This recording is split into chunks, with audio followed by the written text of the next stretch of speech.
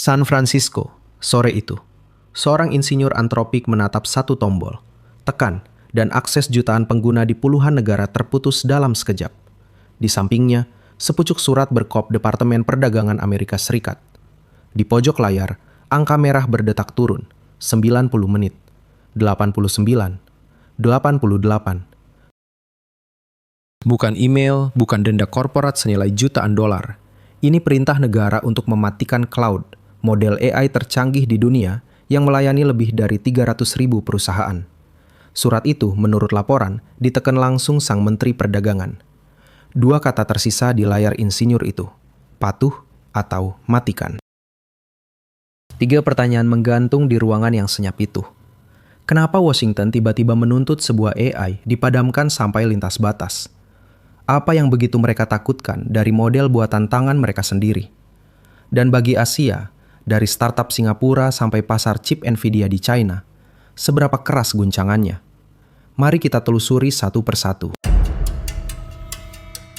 Perintahnya jelas, matikan akses kedua model AI tercanggih. Tenggatnya konon 90 menit, bukan 90 hari, bukan 90 jam, waktu yang bahkan lebih pendek dari satu film di bioskop. Perlu ditegaskan, surat itu, yang konon bertanggal 12 Juni 2026 dari Menteri Perdagangan Amerika Serikat, belum bisa kita verifikasi keasliannya. Yang jelas, secara struktur, Bureau of Industry and Security atau BIS, agensi di bawah US Department of Commerce, memang pemegang wewenang kontrol ekspor teknologi. Dan yang paling mengganggu bukan nada perintahnya, melainkan alasannya. Sebab tidak satupun masuk akal secara bisnis. Disinilah pertanyaan besarnya. Kalau bukan logika bisnis, logika siapa yang bekerja? Jawabannya, kita telusuri sebentar lagi. Perlu diluruskan dulu, Anthropic PBC, perusahaan riset AI di San Francisco, pembuat keluarga model cloud, tidak sedang bangkrut. Tidak ada skandal, tidak ada produk gagal, tidak ada data pelanggan yang bocor. Perusahaan itu sehat, dengan ribuan pelanggan berbayar tiap bulan. Namun malam itu, konon 12 Juni 2026, dalam waktu 1,5 jam, seluruh pengguna di luar Amerika dilaporkan kehilangan akses kedua produk tercanggihnya, yang dalam naskah disebut Cloud Fable 5 dan Cloud Mythos 5. Catatan penting, penamaan produk ini masih diduga belum terkonfirmasi resmi. Warga Inggris, warga Jepang, warga India, dan yang paling sulit dipercaya, karyawan Anthropic sendiri yang kebetulan memegang paspor asing. Akses mereka pun konon diputus. Dari Tokyo sampai Bengaluru, satu pertanyaan bergema serentak. Siapa yang menekan tombolnya? Itu yang akan kita telusuri. Bayangkan posisi mereka. Anda punya uang, punya infrastruktur, siap membayar berapapun. Anda tidak melanggar aturan apapun, tetapi Anda tetap tidak boleh menyentuh AI tercanggih di dunia.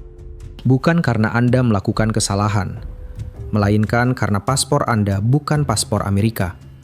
Pintunya ditutup dari luar, oleh keputusan yang dibuat ribuan kilometer jauhnya di San Francisco dan Washington. Pertanyaannya, apa yang begitu ditakuti dari cloud, model bahasa besar buatan Anthropic, PBC, sampai sebuah negara rela memutus akses yang menguntungkan? Jawabannya ada pada satu kata yang belum kita bahas. Ikuti terus. Dan disinilah kisah mulai terasa ganjil. Pada minggu yang hampir sama, pemerintah Amerika justru membuka kembali jalan bagi China untuk membeli chip AI canggih buatan Nvidia Corporation, pemasok utama GPU untuk melatih model besar seperti cloud. Ikuti logika ini. Chip untuk membangun AI boleh dijual, bahkan ke rival geopolitik terbesar Amerika. Tapi akses untuk menggunakan AI terbaik malah ditutup, sekalipun bagi sekutu sendiri. Satu catatan, kedua kebijakan yang berbarengan ini masih diperkirakan, belum ada konfirmasi resmi. Ada yang ganjil di permukaan, dan saat sesuatu terasa ganjil di permukaan, biasanya itu tanda ada logika tersembunyi yang sedang bekerja menopangnya. Logika apa? Itu yang akan kita kupas berikutnya. Pertanyaannya terdengar sederhana. Apa yang sesungguhnya sedang dijaga? Untuk menjawabnya, kita harus melakukan hal yang tak dilakukan surat itu. Kita harus mundur. Beberapa bulan sebelum surat itu dikirim, ke titik di mana semuanya bermula. Ada keanehan yang membisik di seluruh urutan peristiwa ini. Tidak ada satupun alasan bisnis yang berdiri tegak. Perusahaan sehat, produk laku, tapi akses tetap diputus. Rasakan dulu janggalnya. Kalau logika bisnis tak menerangkan apapun, jawabannya tak ada di neraca perusahaan. Ia bersembunyi satu lapisan di bawahnya. Untuk menemukannya, kita harus melihat apa yang membuat sebuah negara begitu takut pada sederet baris kode. Kesanalah kita menuju. Kembali ke Anthropic, laboratorium riset AI di San Francisco itu. Kala itu mereka sedang menggarap sebuah model baru, diberi nama Mythos. Dan ini bukan proyek biasa. Mythos dirancang menjadi terdepan untuk pekerjaan teknis, bukan menulis email atau merangkum dokumen, melainkan tugas rekayasa yang rumit, berlapis, menuntut ketelitian tinggi. Yang jelas, ambisinya jauh di atas asisten biasa. Dan seperti setiap laboratorium yang bertanggung jawab, sebelum dilepas, model diuji sampai batasnya. Sebuah proses yang disebut red teaming, yaitu uji adversarial, mencari batas dan bahaya. Para peneliti ingin tahu satu hal, seberapa jauh Mythos sanggup melangkah. Di tengah pengujian, ada satu momen yang tak diantisipasi siapapun di ruangan itu. Model yang sedang diuji menunjukkan kemampuan yang tidak diprogram secara langsung. Sesuatu yang muncul sendiri, seolah tumbuh dari dalam. Para penguji terdiam.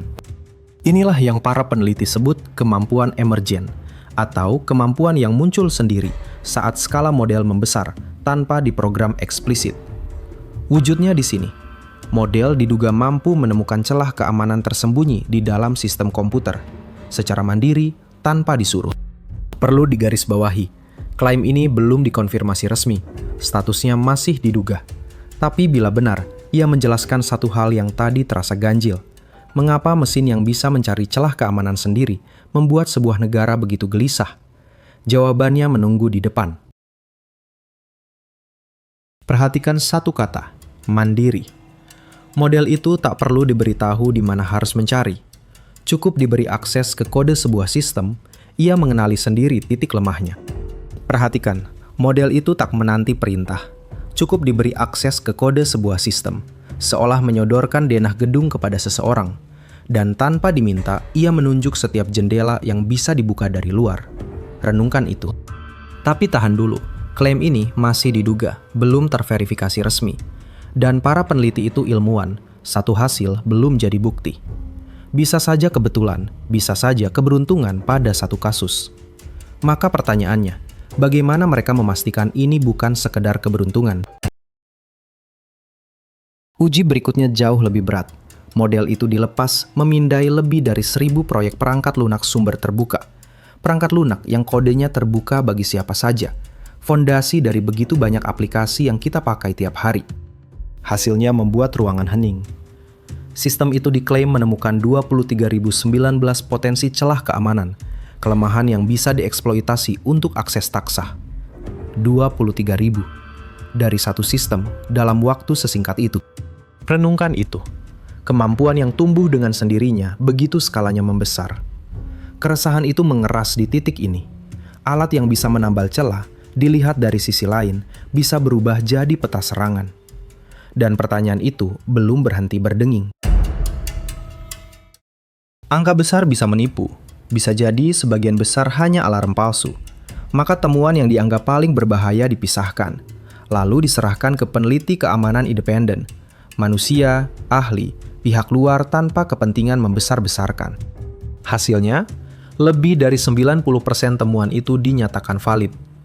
Renungkan artinya, ada ribuan celah keamanan, atau security vulnerability, kelemahan sistem yang bisa dieksploitasi, yang selama ini tersembunyi dari perhatian manusia. Celah itu selalu ada, menganga, menunggu.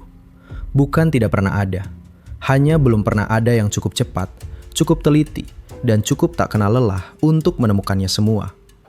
Dan di titik itulah ketakutan negara mulai masuk akal. Pada titik itulah para insinyur tersadar, yang mereka bangun bukan sekedar asisten fasih atau chatbot pintar. Sistem itu ternyata mampu menemukan celah keamanan yang lolos dari tim siber terbaik. Perlu ditegaskan, Klaim bahwa model menemukan kerentanan atau celah keamanan, kelemahan sistem yang bisa dieksploitasi secara mandiri tanpa instruksi, masih berstatus diduga, belum dikonfirmasi resmi. Ini persis pola emergen yang tadi kita bahas, muncul sendiri, tak diprogram. Istilah dual use menemukan wajah barunya di sini. Teknologi yang berguna bagi sipil, tapi bisa pula menjadi cyber offensive capability, kemampuan menembus sistem lain. Renungkan itu. Pertanyaannya bukan lagi apa yang sanggup dibangun mesin ini, tapi siapa yang berhak memegangnya. Sebuah pisau yang sangat tajam bisa memotong kedua arah. Inilah wajah dual use itu. Teknologi yang sama-sama bisa dipakai untuk kebaikan sipil maupun tujuan berbahaya. Kesadaran itu yang mendorong Anthropic, laboratorium pembuat cloud di San Francisco, mengambil langkah tak biasa. Kenapa ini penting? Karena kemampuan cyber ofensif, yakni kesanggupan menembus sistem komputer lain, bukan lagi fiksi. Model red teaming, uji adversarial yang mencari batas bahaya sebelum rilis, dilaporkan menemukan celah keamanan tanpa dituntun. Renungkan itu ada di tangan yang salah. Logika ini punya sejarah.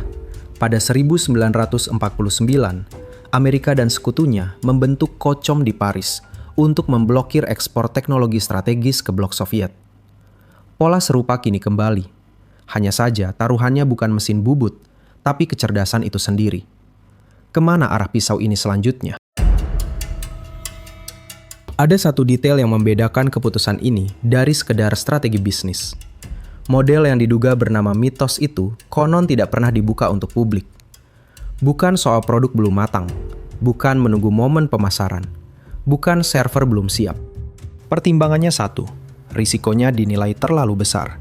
Kemampuan menemukan ribuan celah keamanan atau security vulnerability, kelemahan sistem yang bisa dieksploitasi hanya dalam hitungan jam, jatuh ke tangan yang salah, ke peretas, kelompok kriminal, bahkan sebuah negara. Sebuah alat memindai seluruh internet, menemukan tiap pintu tak terkunci. Bukan bertahun-tahun, hitungan hari. Inilah yang oleh para ahli disebut dual use, teknologi yang bisa dipakai untuk tujuan sipil maupun berbahaya. Dan di titik itulah, kacamata kawasan mulai berubah. Maka Anthropic memilih jalan lebih hati-hati. Sebuah program terbatas dijalankan. Namanya konon Project Glasswing, sayap kaca. Aksesnya dilaporkan hanya untuk sekitar 50 organisasi terpilih. Bukan sembarangan. AWS, Microsoft, Google, Cisco, JP Morgan, tulang punggung dunia digital. Yang lain di luar pagar. Tujuannya di atas kertas mulia. Temukan celah keamanan atau security vulnerability lebih dulu sebelum peretas. Balikkan pisaunya. Dari senjata menyerang jadi perisai bertahan. Tapi siapa yang menentukan tangan mana boleh memegang perisai itu? Dan idenya berhasil, melampaui perkiraan mereka sendiri. Hanya dalam beberapa minggu pertama, program itu mengendus lebih dari 10.000 kerentanan kritis. 10.000 titik lemah yang kini bisa ditambal sebelum sempat dieksploitasi siapapun.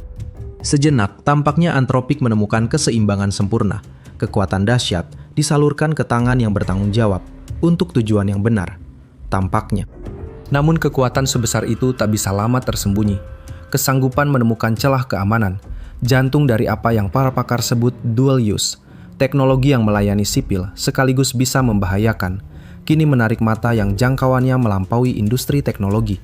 Perhatian itu datang dari negara. Model buatan Anthropic ini kini menarik perhatian orang-orang yang tugasnya menjaga keamanan negara. Bukan sekedar analis pasar, bukan pula pesaing bisnis, melainkan mereka yang duduk di ruang rapat intelijen. Perhatian itu bukan pujian. Dalam kesaksian yang kemudian dikutip majalah The Economist, Senator Amerika Serikat Mark Warner mengungkap sesuatu yang membuat pendengarnya berhenti sejenak. Model AI yang diduga mampu menemukan celah keamanan, kerentanan sistem komputer, secara mandiri tanpa instruksi.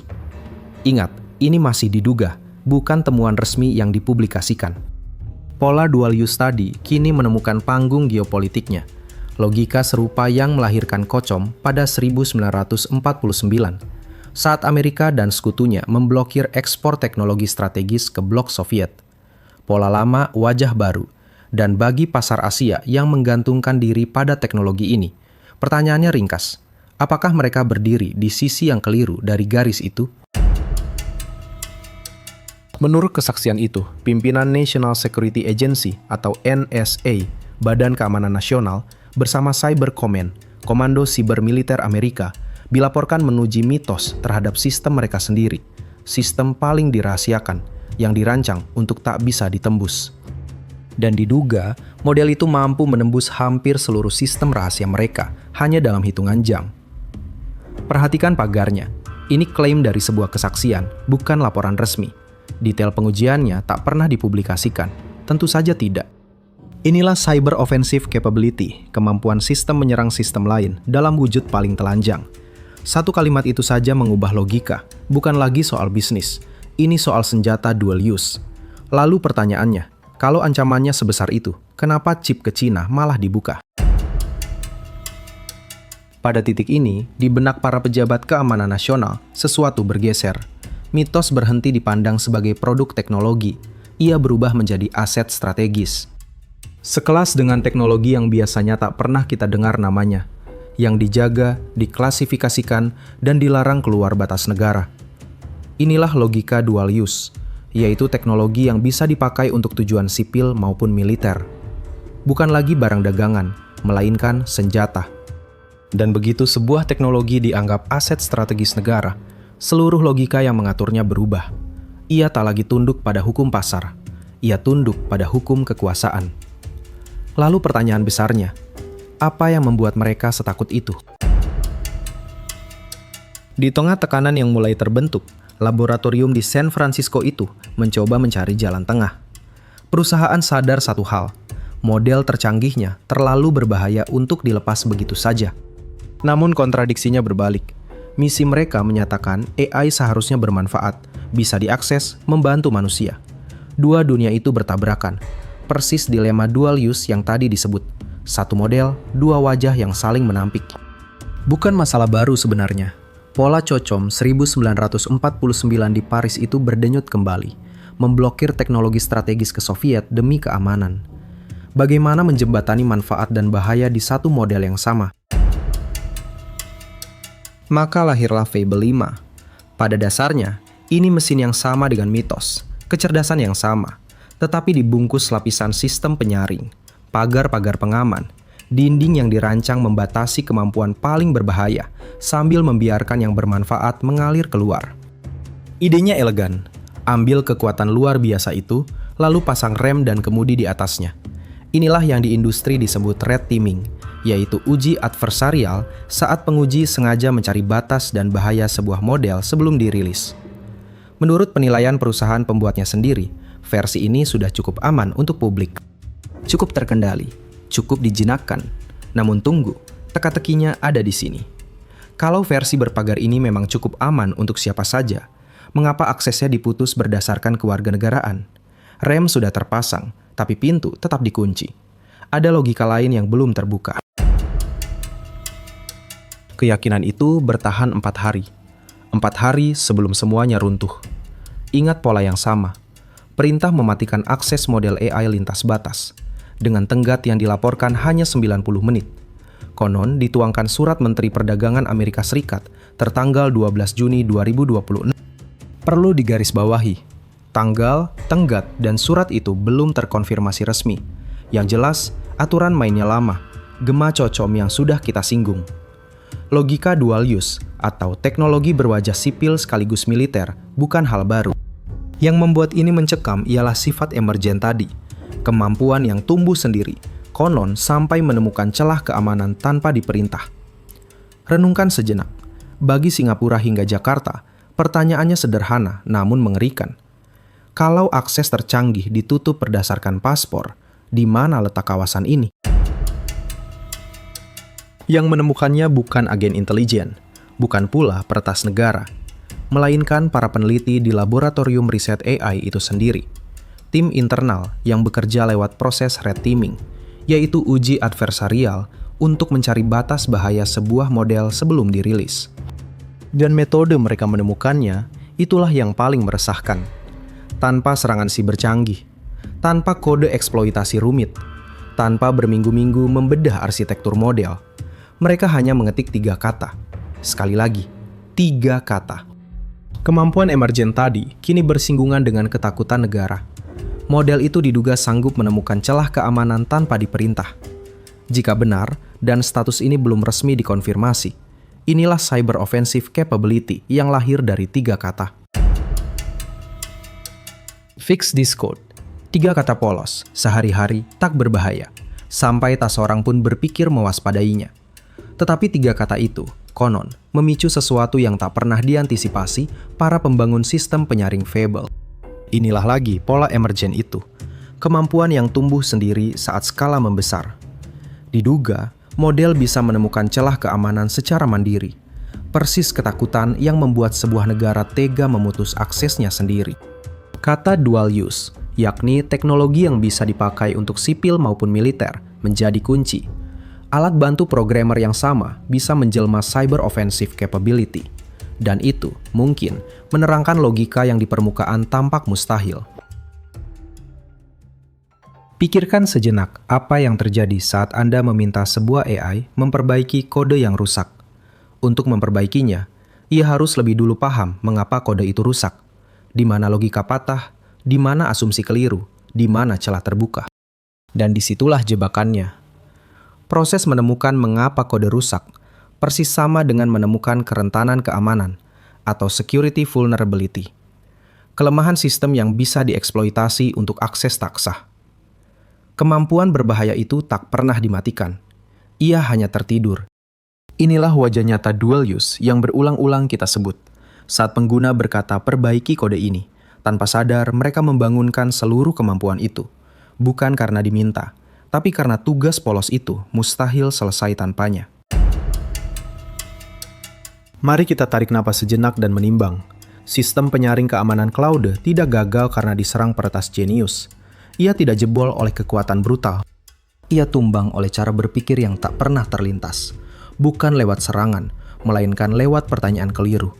Atau lebih tepat, pertanyaan yang terlalu wajar.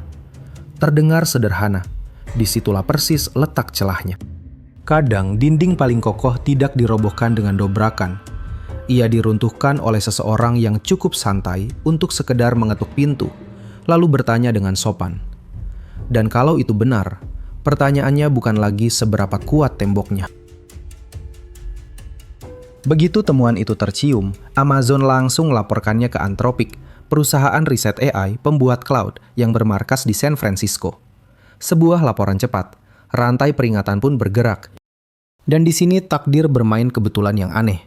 Pada waktu yang hampir bersamaan, CEO Amazon, Andy Jassy, dilaporkan tengah menjalani panggilan telepon yang memang sudah dijadwalkan jauh hari dengan pejabat Gedung Putih. Perlu ditegaskan, waktu dan detail percakapan ini masih konon, belum terkonfirmasi resmi. Agendanya katanya soal lain sama sekali. Bukan soal AI, bukan soal temuan itu. Dua urusan yang seharusnya tak bersinggungan, kini berada di ruang yang sama, di menit yang sama. Lalu apa yang terjadi ketika keduanya bertemu? Dalam percakapan itu, kasus celah pada model Fable ikut terbawa, disebut, dibahas, dan begitu informasi semacam ini menyentuh telinga yang tepat, ia bergerak dengan kecepatan yang menakutkan. Bukan hitungan minggu, bukan hitungan hari, hanya dalam hitungan jam, kabar itu, menurut narasi ini, merambat sampai ke level tertinggi pemerintahan Amerika. Satu catatan, kronologi secepat ini masih berstatus konon, belum ada dokumen resmi. Esok harinya, pemerintah menghubungi Anthropic, laboratorium perancang cloud. Kali ini bukan diskusi, ia sebuah ultimatum. Dua pilihan, perbaiki masalahnya, atau tarik model itu dari pasar. Di titik ini, Anthropic tidak diam. Mereka mencoba berargumen. Persoalan ini sebenarnya tidak unik pada produk yang mereka bangun. Trik perbaiki kode ini tadi, kemungkinan besar bisa diterapkan pada model AI tingkat tinggi lain pula. Termasuk, misalnya, model pesaing dari OpenAI. Artinya, ini bukan cacat pada satu produk. Ini sifat mendasar dari setiap AI yang cukup pintar memahami kode secara mendalam. Menghukum satu pemain saja, kata mereka, tak menyelesaikan apapun. Masalahnya, kata mereka, terletak pada seluruh generasi teknologi ini. Dan itu yang mengusik. Argumen itu masuk akal. Mungkin memang benar. Tapi bila seluruh generasi memang bermasalah, apa makna perintah yang datang dengan tenggat 90 menit itu? Pukul 5 sore, tanggal 12 Juni 2026, konon surat resmi itu tiba. Ditandatangani menurut naskah yang beredar oleh Menteri Perdagangan Howard Lutnick, pemimpin Departemen Perdagangan Amerika Serikat. Perlu kita garis bawahi, tanggal, tenggap, dan surat ini masih pada taraf yang dilaporkan. Dan di titik ini muncul yang mengganjal. Kebenaran dalam urusan kekuasaan tak selalu memadai. Perintah mematikan akses model AI lintas batas itu tidak masuk akal secara bisnis. Pola serupa sudah kita bongkar tadi. Yang bekerja di dasarnya bukan logika laba, melainkan logika keamanan nasional. Teknologi dual use, bisa sipil, bisa berbahaya. Dan ini bukan barang baru, seperti sudah kita singgung. Gema Cokom 1949 di Paris. Sejarah rupanya sedang mengetuk pintu lagi. Kembali ke malam itu. 90 menit. Layar masih menyala. Kursor masih berkedip seperti biasa. Tapi di suatu tempat, sebuah hitungan sudah dimulai, dan angka itu terus menyusut. 80, 60. Tak ada pengumuman, tak ada peringatan di layar. Hanya waktu yang menipis, diam-diam. Dan di ujung sana, sebuah pintu mulai bergerak menutup. Lalu, 0. Klik terakhir tak menjawab. Layar yang tadi hidup kini hanya memantulkan wajah sendiri. Senyap. Dan di keheningan itu, sesuatu baru saja berubah selamanya. Cina, Inggris, Jepang, India, dan yang paling ganjil, karyawan Anthropic sendiri yang memegang paspor asing. Semua konon kehilangan akses pada malam yang sama, dalam jam yang sama. Satu garis ditarik serentak. Perlu ditegaskan, pemutusan yang menimpa karyawan berpaspor asing ini masih berstatus konon, belum dokumen resmi yang terpublikasi. Tapi jika benar, garis itu tadi digambar dengan tinta bisnis. Ia digambar dengan tinta kewarganegaraan. Ini gema tua yang sama, logika cocom, keamanan di atas dagang, yang berubah cuma bendanya, dulu mesin, kini kecerdasan. Kita kembali ke paradoks yang tadi menggantung. Kini terasa lebih berat, sebab kita sudah tahu ceritanya. Pada periode yang hampir bersamaan dengan surat itu, pemerintah Amerika malah mengizinkan Nvidia Corporation kembali menjual chip AI canggihnya ke China. Chip itu bahan bakar untuk melatih model raksasa. Letakkan dua fakta ini berdampingan. Di satu sisi, membangun AI ke China diizinkan. Di sisi lain, menggunakan produk tercanggih diblokir bagi sekutu. Diperkirakan keduanya terjadi hampir bersamaan. Perlu ditegaskan, pembukaan kembali penjualan chip ke China ini diperkirakan bersamaan dengan pembatasan akses model, bukan kepastian resmi. Tapi jika benar sejajar, satu logika lama menampakkan diri lagi. Pertanyaannya, logika apa itu? Inilah anomali yang paling menusuk. Chip untuk membangun AI, silahkan jual ke China. Tapi akses untuk menggunakan AI tercanggih, tidak, sekalipun untuk Inggris dan Jepang. Dua kebijakan, satu pemerintahan. Bagaimana mungkin? Kalau yang dikhawatirkan adalah China menguat, mengapa menjual alat untuk membangun kekuatan itu? Dan kalau menjual chip saja dibolehkan, mengapa sekutu dekat malah dikunci dari sekedar menggunakan sebuah model? Pertanyaan itu belum terjawab resmi. Kejanggalan di permukaan itulah petunjuknya. Yang dibatasi bukan kepemilikan teknologi, tetapi penggunaan kemampuan tertentu. Bila logika bisnis gagal menjelaskan, persisa satu logika lain yang bekerja. Dan itu yang akan kita bongkar berikutnya. Jawabannya, ketika akhirnya terlihat mengubah cara membaca seluruh permainan ini. Chip adalah kemampuan untuk membangun, butuh bertahun-tahun, talenta langka, data masif. Menjual chip berarti memberi bahan mentah, dan bahan mentah masih jauh dari produk jadi. Tetapi produk seperti keluarga model AI dari lab San Francisco itu bukan bahan mentah. Ia kemampuan itu sendiri, sudah jadi, sudah matang, siap dipakai malam ini juga. Memberi aksesnya bukan seperti menjual biji besi.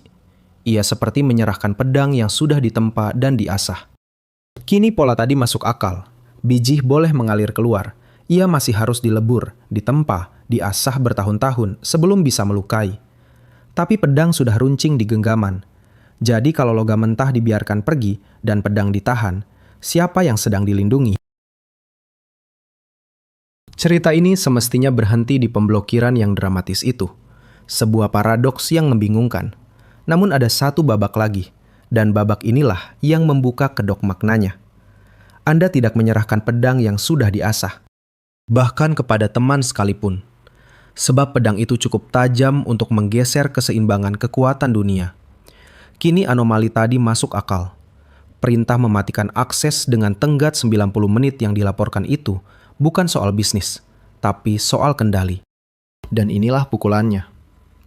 Kedua kontradiksi permukaan itu, chip boleh mengalir, akses model tercanggih ditutup, ternyata satu logika utuh. Kekuasaan atas siapa yang boleh menyentuh puncak, bukan uang, bukan aturan dagang. Bagi Singapura sampai Jakarta, pertanyaannya kini berbeda. 27 Juni 2026. Kurang dari 2 minggu setelah surat yang konon dikirim itu, pemerintah Amerika Serikat dilaporkan mencabut sebagian pembatasan.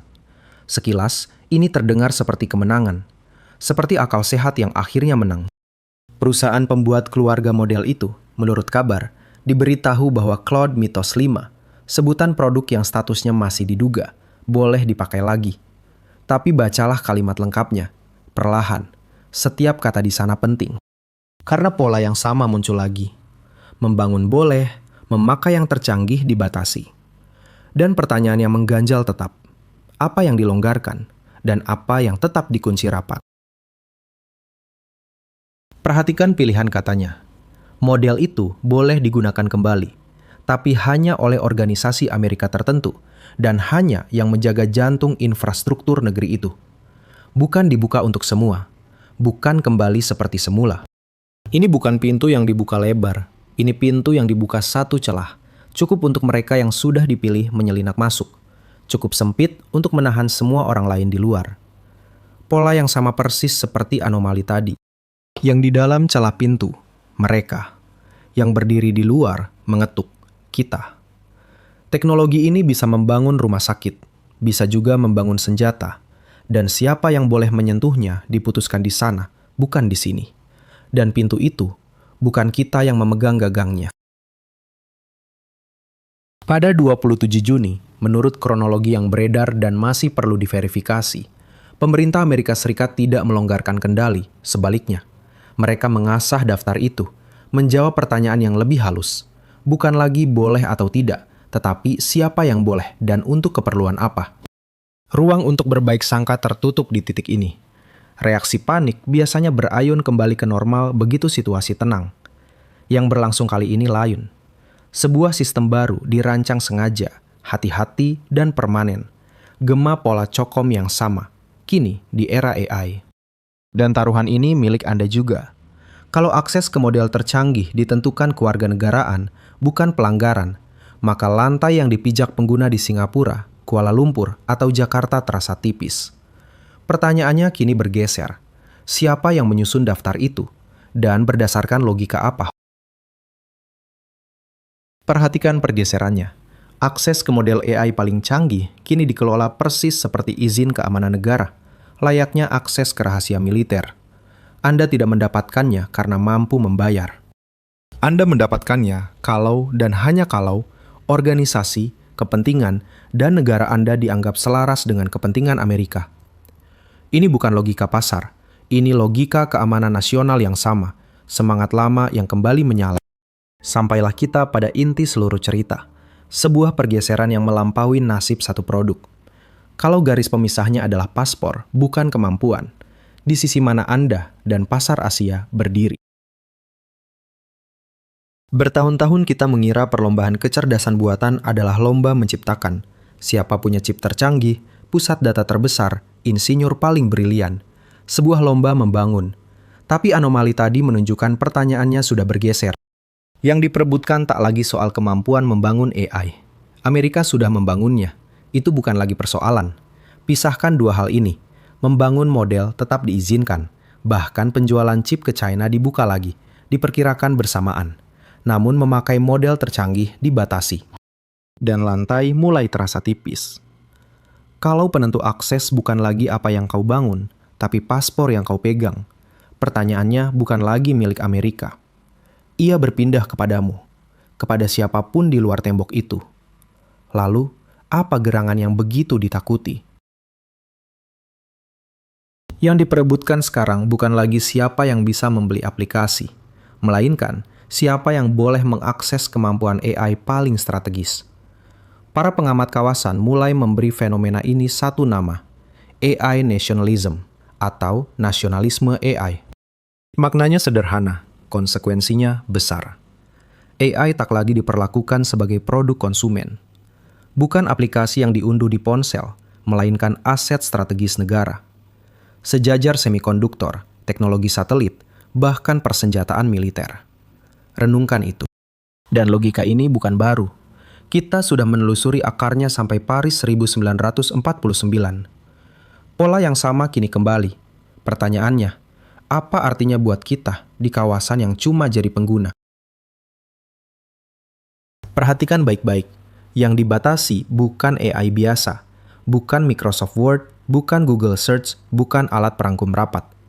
Perkakas semacam itu tetap mengalir bebas ke seluruh dunia seperti biasa. Yang dikunci adalah jenis yang berbeda. AI yang mampu mempercepat riset sampai batas yang belum pernah ada, yang bisa menemukan celah keamanan, kelemahan sistem yang bisa dieksploitasi untuk akses tak sah, tersembunyi dari mata manusia. Inilah wajah dual use yang sama sekali lagi, bisa sipil, bisa militer. Begitu sesuatu masuk kategori itu, aturannya berubah selamanya. Akses tak lagi soal setebal apa dompet Anda, melainkan kepentingan nasional, aliansi, posisi di peta geopolitik. Logika lama perang dingin hidup lagi. Lalu, siapa yang bicara pertama? Mari kembali ke surat yang konon tiba pukul 5 sore 12 Juni 2026 dengan tenggat hanya 90 menit. Perlu ditegaskan, tanggal, tenggat, dan surat dari Menteri Perdagangan Amerika Serikat itu masih diduga belum terkonfirmasi resmi. Yang dijaga melampaui sekedar aplikasi. Ini soal kekuatan.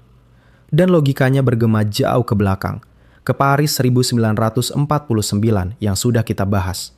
Pola yang sama, aktor baru. Dan pertanyaan itu menggantung. Sebuah teknologi dual use, bisa sipil, bisa militer, diblokir dari sekutu, sementara chip Nvidia diperkirakan dibuka lagi ke China. Surat itu berhenti 90 menit, gemanya belum berhenti. Kalau kita mundur satu langkah, surat yang konon berbatas 90 menit itu tak pernah menyangkut satu produk atau satu celah keamanan. Semua itu hanya pemicu, percikan, yang menyawa melampaui satu perusahaan di San Francisco. Selama berabad-abad kita menduga, pengetahuan akhirnya mengalir bebas. Alat terbaik tersedia bagi siapapun yang cukup gigih meraihnya. Kemampuan, katanya, akan didemokratisasi. Surat itu, seandainya benar, adalah sanggahan diam-diam atas keyakinan tersebut.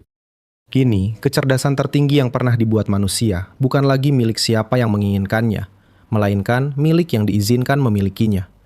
Ini bukan Skynet, ini keputusan manusia di atas kertas. Dan pintu itu, tampaknya, bisa ditutup dalam hitungan menit. Cerita ini menyodorkan kemungkinan lain. Sebuah masa depan tempat kecerdasan paling kuat bergerak ke arah berlawanan, memusat alih-alih menyebar, menyaring alih-alih membuka. Bukan milik semua orang, tetapi hak istimewa yang dijaga di balik perbatasan. Ini bukan soal satu perusahaan. Logika yang sama sudah pernah kita lihat di 1949, jauh sebelum era AI. Teknologi yang dual use, yaitu bisa dipakai untuk sipil sekaligus militer, selalu diperlakukan berbeda. Dan itu meninggalkan kita dengan pertanyaan yang tak punya jawaban mudah. Pertanyaan yang, cepat atau lambat, harus dihadapi kita semua, di negara manapun, dengan paspor apapun. Jika kemampuan berpikir paling dahsyat di dunia diperlakukan seperti senjata, siapa yang berhak menentukan tangan mana yang boleh memegangnya? Pukul 5 sore 12 Juni 2026, menurut kabar yang belum diverifikasi resmi, sebuah surat tiba di kantor perusahaan itu di San Francisco. Isinya hanya beberapa baris. Bingkai ini bukan soal bisnis. kontrol ekspor, atau pembatasan hukum atas penjualan teknologi ke pihak asing demi keamanan nasional, punya akar tua, akar Cokom 1949 yang sudah kita bongkar. Pola tadi berulang, kini di era AI. Yang jelas, satu hal menggantung. Surat dengan tenggat 90 menit, pintu yang bisa ditutup atas siapa saja dalam hitungan menit. Dunia macam apa yang sedang kita bangun untuk anak-anak kita?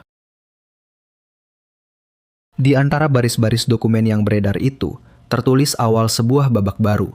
Bukan soal satu perusahaan, bukan soal satu model, melainkan soal siapa yang boleh memakai kecerdasan mesin paling canggih dan siapa yang tidak. Kita semua, suka atau tidak, sudah berada di dalamnya. Yang jelas, garis merah ini bukan barang baru. Gema Cocom Paris itu lagi. Teknologi dual use, atau bisa dipakai sipil sekaligus militer, tak akan dilepas begitu saja ke pihak yang dicurigai. Bedanya, kini yang dibatasi bukan mesin, melainkan akses ke kecerdasan itu sendiri. Bagi Singapura, Kuala Lumpur, Jakarta, pertanyaannya menggantung. Surat bertenggat 90 menit itu, kalau benar ada, adalah pintu yang bisa ditutup atas siapa saja, kapan saja. Dan kita belum tahu siapa berikutnya.